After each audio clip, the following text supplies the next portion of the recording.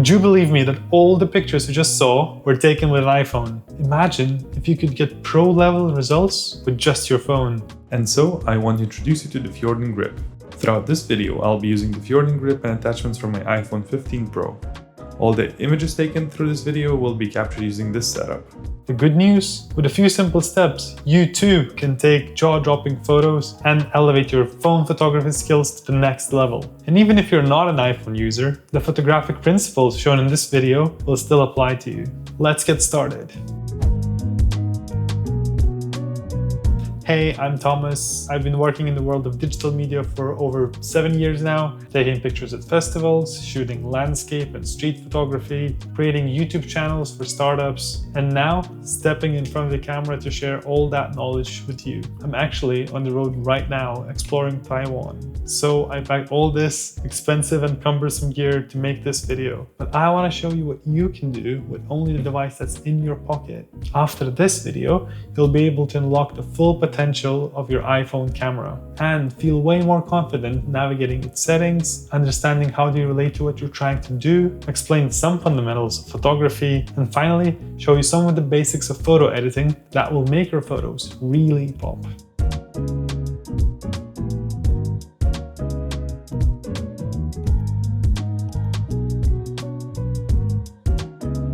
Okay, so let's break this video down into a few stages. First, we're going to look at the camera setup and the range of settings and options that you can easily optimize. Secondly, I'll dive into the essentials of photography vocabulary and basic techniques so you never miss a shot. And lastly, I'll show you how to perfect your iPhone shots before posting them anywhere with some photo editing magic. First up, let's talk about iPhone camera setup and settings. The iPhone isn't just convenient, it's a powerhouse of photographic potential. There's no more excuse not to get that shot, even if you don't have your camera set up around. It can literally even replace it in most situations. As with most Apple products, the real magic is in its seamless workflow. You can snap a photo, crop it, edit it, and then publish it instantly, all thanks to its camera hardware, processing power, and internet connectivity. Another fantastic feature is the ability to shoot in a ProRAW format. This mode captures all the data from the camera sensor, giving you maximum flexibility in the editing stage. Unlike JPEGs that compress and lose some detail in the final image, RAW files preserve every nuance, letting you bring out stunning details and colors, giving you higher dynamic range and more detail to play with in post-processing. You can easily enable this with just a tap of a button on the interface. This is absolutely perfect for anyone looking for maximum control over their images in the editing phase. Before we move on though, I should note that as intuitive as the native iPhone camera app is, it lacks quite a few controls that I would want or expect from a photography app. So throughout this video, I'll show you an app that's been my go-to for all things photography. Lastly, the iPhone size and portability makes it perfect for photographers on the move. It fits right in your pocket, ready to capture some spontaneous moment without the bulk of a mirrorless or a DSLR camera. Its adaptability with various accessories like photo grips and external lenses allows for even more functionality and creative freedom. And hello from Jufen. So this is the place that supposedly inspired the creators of Spirited Away. It's absolutely beautiful. It has all these lanterns and all these old school buildings. It's very touristy and very busy, but at the same time, it is like that for a reason. Like, it's absolutely magical. Definitely recommend to anyone, and there's so many photo opportunities and photo spots that I don't even know where to start. I feel like I could just stay here for days taking pictures. Wow, beautiful.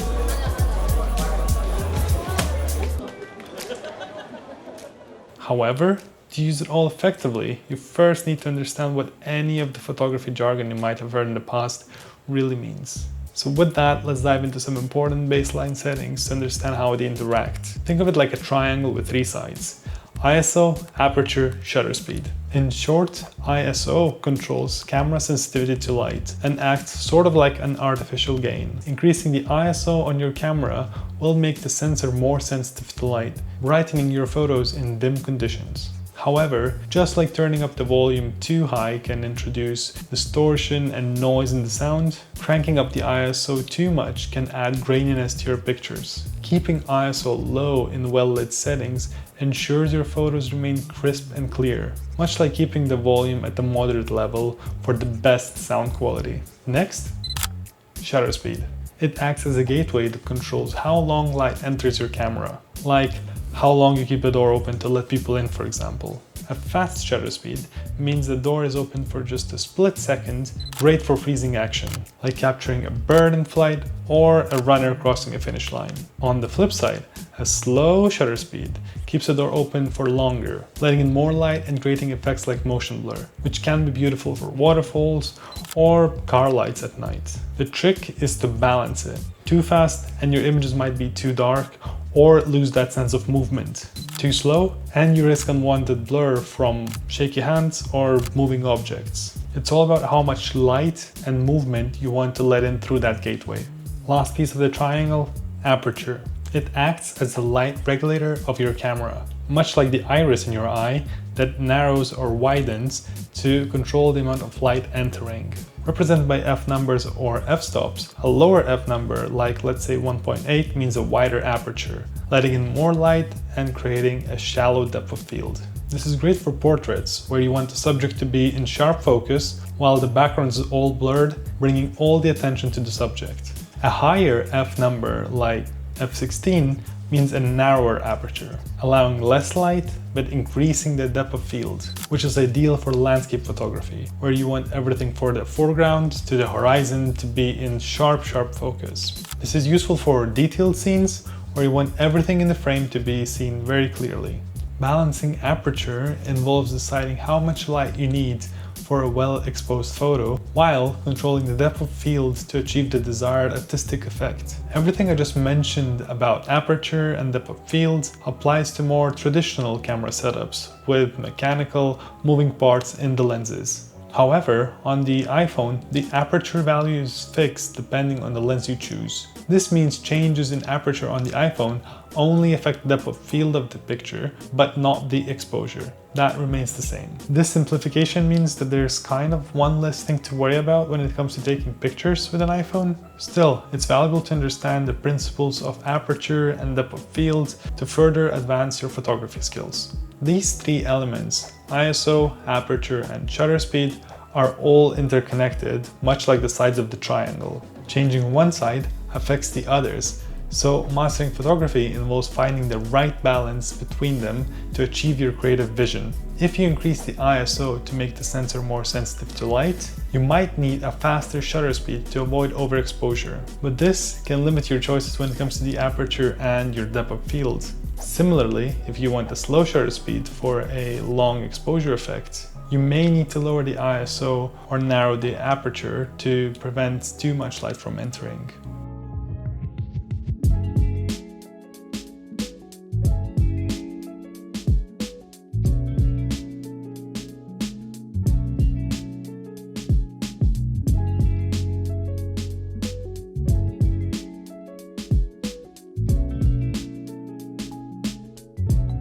While iPhone camera is great for snapping a picture and forgetting about it, to access all these more advanced features, you'll need an app that can override some of these defaults. There are hundreds of different camera apps on the App Store, but I always found them lacking in one area or another, whether it's limited functionality and features, clunkiness of the UI, poor performance, or intrusive ads. The two apps I highly recommend though are Fjorden and Leica Lux. While not free, Leica Lux provides advanced controls and high-quality image processing options, making it a favorite among serious photographers. It will also soon be compatible with the Fjorden Grip, allowing for even more comfortable and precise shooting. We'll delve deeper into its features and capabilities in a future video, so subscribe not to miss it.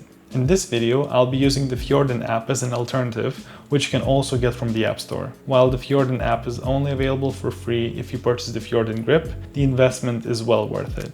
It offers intuitive controls that makes it easy to access advanced photography features. Coupled with the grip's ergonomic design and physical controls, it transforms your iPhone into a professional-grade camera, making it an invaluable tool for capturing high-quality images effortlessly. When you first boot up the Fjorden app, it will likely be set up to the auto mode, which basically means that the phone does everything for you. But for more creative freedom and control, tap on that letter A next to the shutter button. You'll see that it gives you 4 options: auto, manual, portrait, and video. We are only focusing on photography today, so let's ignore the video option at the bottom. The one we do want to focus on is the manual mode. It will allow you to put all of that freshly learned knowledge to practice, giving you full control of exposure and focus. The one option we haven't discussed yet is portrait mode. It allows you to create a beautiful blurred background effect imitating a camera with a larger sensor. By tapping the settings button on the opposite side of the shutter button and navigating to formats and quality, you'll find several key options that can significantly impact your photography experience. First, under resolution, it's best to stick to 12 megapixels. While the 48 megapixel mode may sound very appealing for its high resolution, it produces extremely large files that can slow down your device and are generally not useful unless you plan to crop heavily. Next, in the compressed format section, pick high efficiency option. This setting utilizes Apple's HEIF format, which dramatically reduces the size without sacrificing much quality. Moving on to the RAW format preference, you actually have a choice between ProRAW and regular RAW. For beginners or those who prefer some computational help, ProRAW is ideal as it includes some of Apple's advanced processing features, such as noise reduction. Lastly, in Smart Processing in Manual Mode section, you can choose among High, Balanced, and None. You have descriptions of what each mode means and how it impacts your photography, but it's mainly responsible for Smart HDR in your pictures. Smart HDR or HDR is a feature that automatically combines multiple exposures to create a single well-lit image, balancing highlights and shadows. So for those just starting out or preferring a bit of automated assistance, I'd recommend balanced mode as it offers a good mix of processing power for a more natural look without completely taking over. This ensures your photos come out well without needing extensive manual adjustments. However, if you're up for the challenge and you want full control over your image processing, selecting None will allow you to handle everything manually, giving you complete creative freedom. It's also worth noting that if you want the pictures to look great straight out of the camera without any adjustments, you can tap this button to get a selection of pre-built film simulations already included in the Fjorden app. There are some colored and monochrome options to choose from that replicate some popular film looks. Selecting any of them will bake in the particular filter look into the pictures you take. We've talked about features and settings, but let's not forget about physical accessories that can enhance your iPhone photography experience. Using the right gear can make a real difference, giving you more control and flexibility. One of those little gadgets I use nowadays is the Fjorden Grip. It transforms your iPhone into a more traditional camera with better grip and additional buttons for shooting, while still retaining iPhone's compactness and convenience. And most importantly, it puts me in the photographer's mindset where I'm out hunting for pictures. With the Fjorden Grip, you get a physical shutter button, a zoom lever, a dial for quick image adjustments, and a customizable button for quick access to your favorite settings. The grip makes it so much easier to handle your iPhone like a professional camera, changing settings on the fly and reducing the risk of blurry shots. You can customize the buttons on the grip to suit your shooting style, making it even easier to capture that perfect shot. The app allows you to switch between modes, adjust settings on the fly, and even use manual controls for greater precision. Also, Fjorden has worked with makers of other camera apps, like Pro Camera and Obscura, so these are fully integrated with the Fjorden Grip. So if for any reason you choose to use a different photo capturing app, the grip still fully retains its functionality. It's like having a mini DSLR setup on your iPhone.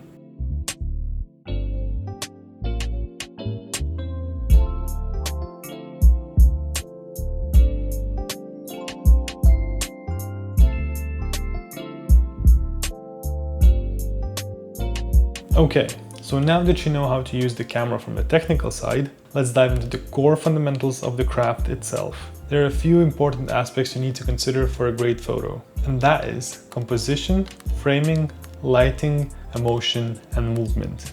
First up, composition. This is all about how you arrange the elements in your photo. Elements can be anything that draws the viewer's attention. Your main subject, background scenery, interesting patterns, light and shadow, or even negative space. By thoughtfully arranging these elements, you can guide the viewer's eye and create a more engaging image. Use the rule of thirds for more balanced and visually appealing shots. Just imagine your screen divided into a 3x3 grid and then place your subject along those lines or intersections. This technique breaks the monotony of centering everything and adds a dynamic quality to your photos. See how placing the subject off-center can make the picture more engaging? The grid lines help you visualize and implement this technique effortlessly. Remember, these guidelines are not strict rules, they're just helpful starting points to enhance your composition skills and creativity. Next, let's talk about framing.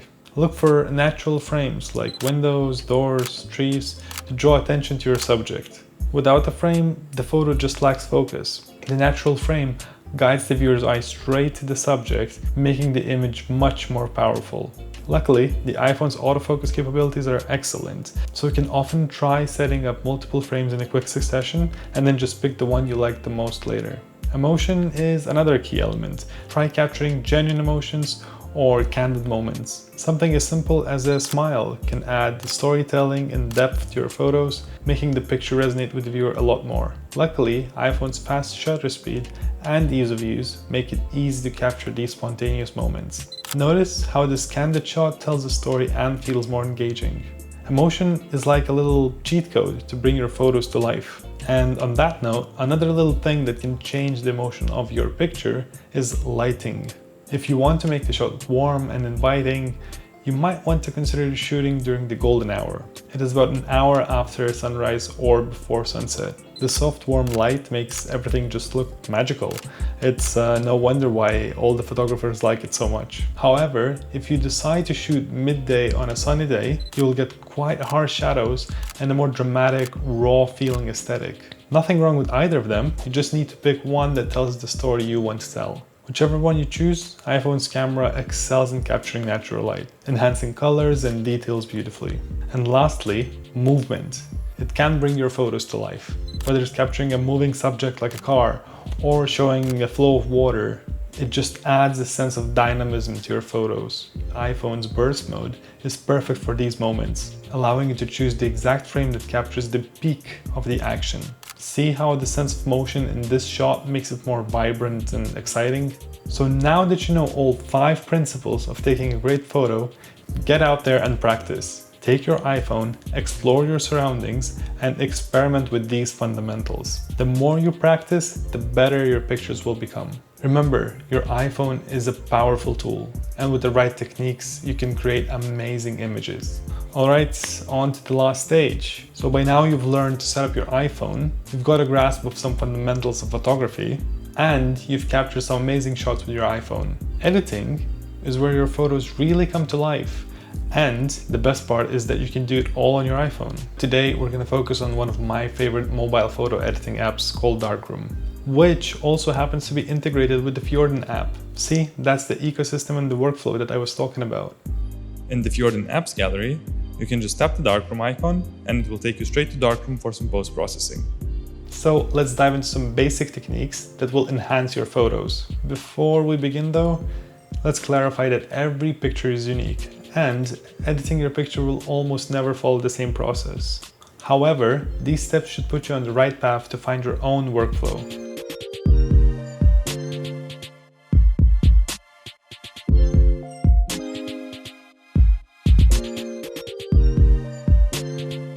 First up, Crop Tool, found as the very first option at the bottom of the toolbar.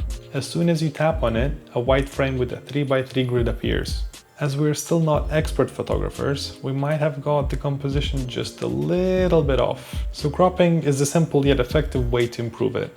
You can remove distractions from the edges and focus on the main subject. Now use the grid to help you align your shot perfectly. Slide the corners or the sides of the frame to find the perfect composition for your picture. An added benefit is while you're in a cropping mode, below you'll also find some relevant tools that might help you with the process, like adjusting the aspect ratio of the picture into preset values for most social media websites. Changing the aspect ratio can also change the impact of your photo. Each aspect ratio gives the photo a different vibe, so choose the ratio that best fits your vision and later use. Also, you can see a dial to fix the horizon. This has helped me save my own pictures a ton of times if it's just a little bit crooked. And now, after just a few taps, see how much cleaner and more focused this photo looks already. It's all about drawing attention to what matters most in the shot.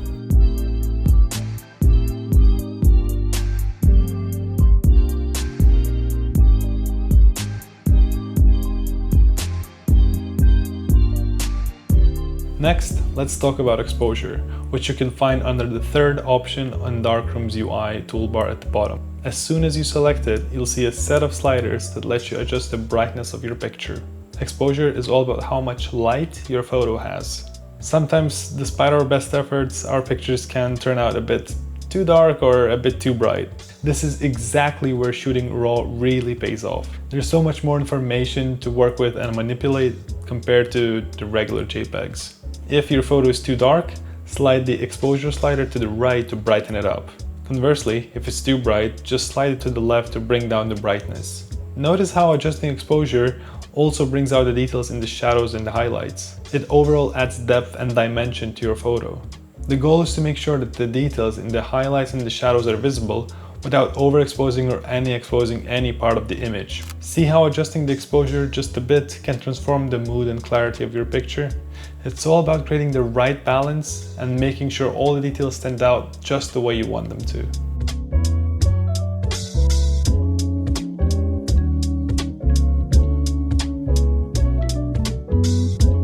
And now on to a little bit of a controversial one. Filters. You might have noticed we skipped the second button on the toolbar. Once you click here, you'll be presented with a selection of carefully crafted filters. And as I click through them, they all look great. Really just depends on what you want from your picture. However, this is where we come to the controversial part.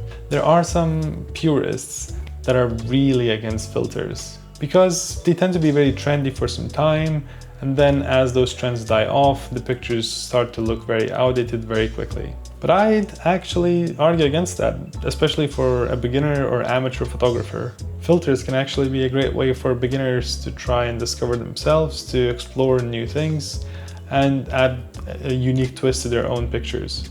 Right, so just look at a transformation. With just a few simple clicks and adjustments, you can take a good photo and turn it into a great one. Editing is where your creativity shines, so don't be afraid to experiment with different settings, with different sliders, and find your own style. So as you can see, photo editing on your phone with apps like Darkroom is super straightforward, fun, and you can do it straight on your iPhone. It allows you to refine your photos to make them truly stand out. So after you've captured those photos, take a few minutes and actually elevate them to the next level. Your photos will thank you.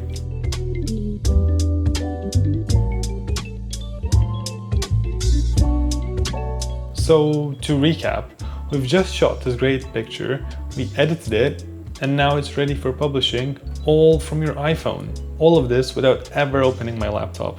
Just goes to show you how much you can do with your phone without expensive gear, tuition, or editing suites. Well, that's everything I had prepared for you today, but that should be more than enough for you to up your game as a phone photographer, or at least inspire you to look at your phone more seriously for your photography needs. We've covered everything from setting it up, capturing and editing your stunning photos. So if you found this video helpful, give it a like, subscribe to the channel for more videos on mobile photography very soon, and don't forget to hit the bell icon so you never miss an update. If you like the look of how I was capturing my pictures, download the Fjorden app from the App Store for free and check out the Fjorden site for the grip and special offers on accessory bundles. All the links are in the description below. Before I go, please let us know in the comments what's your favorite way to use your camera and why. Hope you enjoyed the video and see you in the next one.